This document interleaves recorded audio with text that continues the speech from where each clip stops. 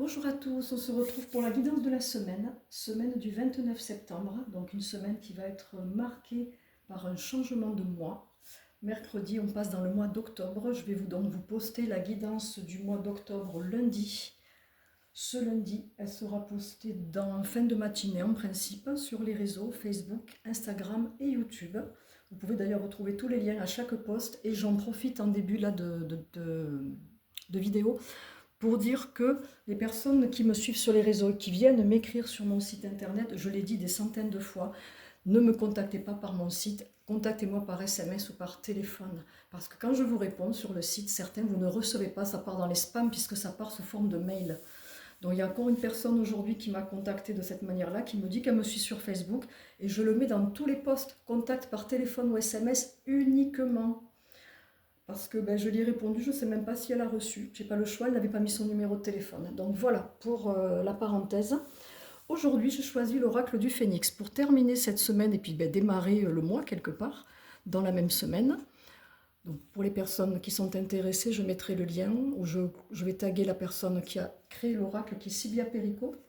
Je vous propose, pour changer un petit peu, je le fais rarement, mais un tirage à choix. Vous en avez déjà des petits tirages à choix le mercredi et le vendredi. Là, je vais proposer 3 choix et ça marquera l'énergie, votre semaine, dernière semaine de septembre, dernier jour de septembre, on va dire. Commencez à réfléchir à votre choix et début de mois d'octobre.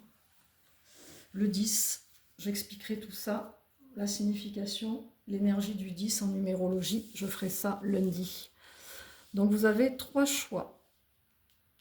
Voilà. Vous pouvez mettre sur pause. Pour les personnes qui ont pris le choix numéro 1, il est question d'alignement.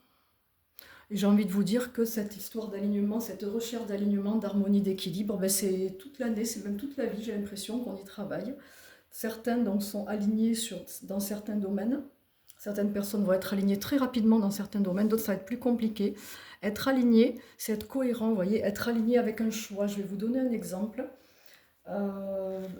que j'ai très souvent en séance, au niveau professionnel. Alors désolé pour les retraités, mais vous l'avez peut-être connu dans votre passé.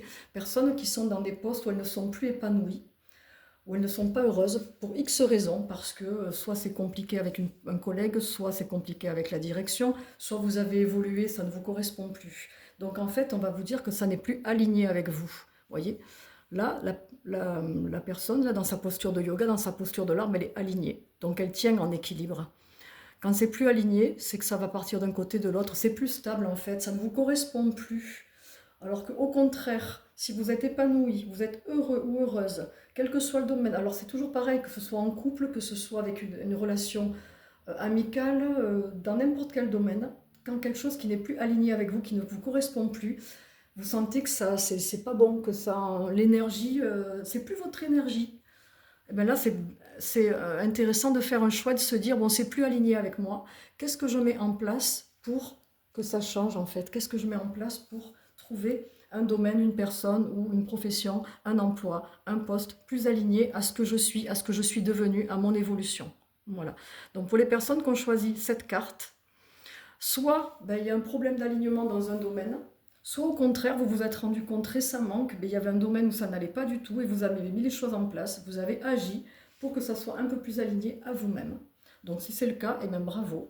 Et si pour les autres personnes ça vous parle, beaucoup viennent se faire accompagner pour ça, pour que je les aide à s'aligner à leur chemin de vie, puisque je vois le chemin de vie, je le calcule, je le regarde déjà avec la numérologie, mais je le regarde également au niveau de votre lecture d'âme que je fais avec vous, les blessures, les blocages, les peurs. Et le but, c'est de libérer pour pouvoir être aligné à vos choix, à vos désirs surtout. Parce qu'entre le syndrome de l'imposteur et du sauveur, déjà, ça bloque pas mal pour certains. Syndrome de l'imposteur, je pense qu'on l'a quasi tous. Celui qui pense qu'on n'est pas légitime, pas qu'on ne mérite pas de recevoir, mais qu'on n'est pas faite pour telle ou telle chose, on n'arrive pas à se projeter parce qu'on pense dire qu'on ne mérite pas aussi, effectivement. Il y a une histoire de mérite là-dedans. Donc j'ai passé du temps sur cette carte parce qu'elle concerne tout le monde, elle est importante. Pour les personnes qui ont pris le choix numéro 2, il est question de joie. Donc tout le monde sait ce que c'est que la joie. Il y en a beaucoup pour qui c'est compliqué en ce moment sur le mois de septembre. Il y a un beau soleil, on vous dit alors de retrouver votre joie pour certains, Pour ceux qui ont la chance d'arriver à être tout le temps dans la joie, ben, tant mieux, mais c'est l'énergie, l'émotion qui vibre, une des émotions qui vibre le plus haut. Tout ce qui est joie, tout ce qui est euphorie, bienveillance, amour, partage, quand on est dans le partage, le plaisir, vous voyez, tout ce qui peut vous donner de la joie. Donc pour ceux qui ont pris le choix d'eux, ben, ça passe ou ça casse, où il y a un manque de joie, il y a une émotion qui vient bloquer tout ça, parce que vous êtes soit triste depuis longtemps. J'ai beaucoup de personnes qui viennent, qui sortent de dépression, qui sont plus ou moins dans des dépressions aussi, parce que le passé a pris trop de place, a bloqué trop de choses et c'est compliqué. Elles ont perdu leur joie, et ben on vient pour ça aussi. On vient se libérer pour pouvoir enlever ce qui bloque, enlever ce qui noircit le tableau, ce qui noircit un peu votre intérieur et qui vous empêche d'arriver, d'être bien sur votre chemin et qui vous empêche aussi d'être heureux, tout simplement, parce que pour ressentir de la joie, de manière générale, c'est facile de ressentir de la joie quand on est dans un événement qui donne du plaisir. Par exemple, vous allez vous voir un bon film au cinéma, une belle comédie, vous choisissez votre film préféré et ça se passe bien et vous êtes content et vous avez un moment de joie d'1 h 30. Et si au quotidien vous n'êtes pas heureux, ben effectivement, ça sera un moment de joie qui aura été temporaire. Et après, quand on revient dans la réalité, eh ben, on repart dans nos travers.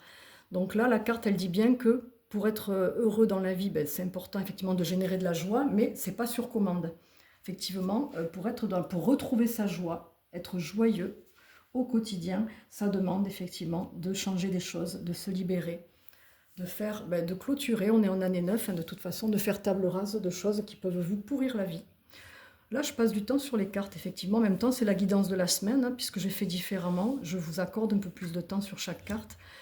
Les personnes qui ont pris le choix numéro 3, on vous parle de méditation, donc de calme, de sérénité, de se poser, de ramener le soleil à l'intérieur, vous voyez, d'être aligné. Là, on a la Merkaba, enfin, oui, c'est la Merkaba, qui est dessinée sur la carte, sur une personne qui est posée, voyez, mais qui est alignée également. Donc la méditation, pour le coup, ça peut être un conseil qu'on vous donne. Ça peut être, si vous pratiquez au quotidien, ben, vous en voyez les bienfaits. Ça permet de retrouver la sérénité, de poser le mental. Il y a différents types de méditation. Méditer, si ça ne vous parle pas, on ne vous demande pas d'être dans cette posture. Juste écouter des fréquences vibratoires avec de l'eau qui coule, avec des sons de bol tibétain, tout ce qui peut, les sons de la nature, les oiseaux qui chantent. Allez chercher sur YouTube des fréquences vibratoires que vous laissez tourner chez vous ou que vous faites tourner dans votre voiture. Moi, je le fais des fois, il y a des moments, des passages où j'en ai besoin dans ma vie, notamment avec le départ de Samy, ben, j'ai eu besoin de beaucoup de calme. Samy, c'est mon chat, pour ceux qui ne savent pas. Donc, quand on a le départ d'un animal qui a partagé notre vie pendant plusieurs années, qu'on n'a eu que cet animal-là, ben oui, il y a besoin de se poser. Donc, pour certains, si ce mot-là vous gêne, vous l'oubliez et juste vous regardez comment ramener le calme à l'intérieur de vous. 5-10 minutes par jour, vous voyez, en allant marcher au calme, dans la nature. Qu'est-ce qui vous fait plaisir? Qu'est-ce qui vous apaise?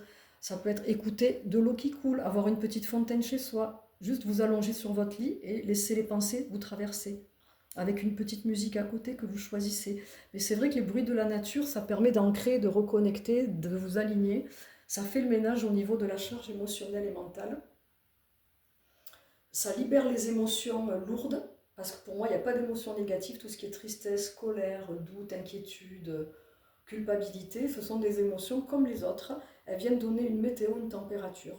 Donc là, on me dit, c'est impératif de le mettre en place pour les personnes qui ont énormément de mal à se poser, puis qui sont peut-être plutôt nerveuses, ou qui ont du mal à dormir, voyez, ou qui se réveillent la nuit, et qui ont du mal à s'endormir, tout ce qui est insomnie.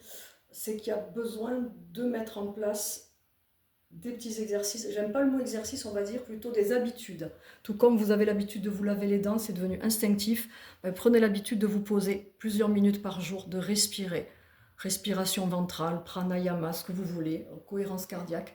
On a des applications gratuites, en fait, on n'a pas d'excuses, on a tout ce qu'il faut pour prendre soin de nous. Et puis prenez-vous dans les bras aussi, ça fait du bien.